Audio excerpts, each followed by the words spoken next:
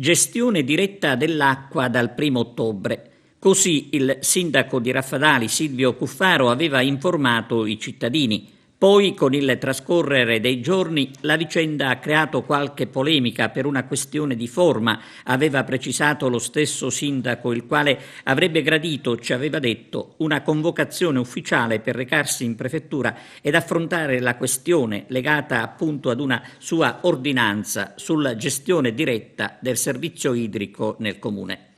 Adesso l'ordinanza viene sospesa dal TAR, che ha accolto il ricorso proposto dalla Prefettura di Agrigento contro l'ordinanza del sindaco Silvio Cuffaro. Della vicenda se ne riparlerà a novembre.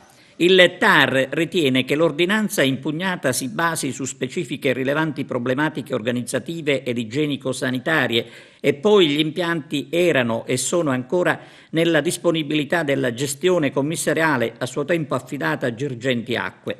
Per questo il TAR di Palermo ha ritenuto ragionevole procedere con prudenza, mantenendo la situazione attuale nelle more della trattazione dell'incidente cautelare in sede collegiale.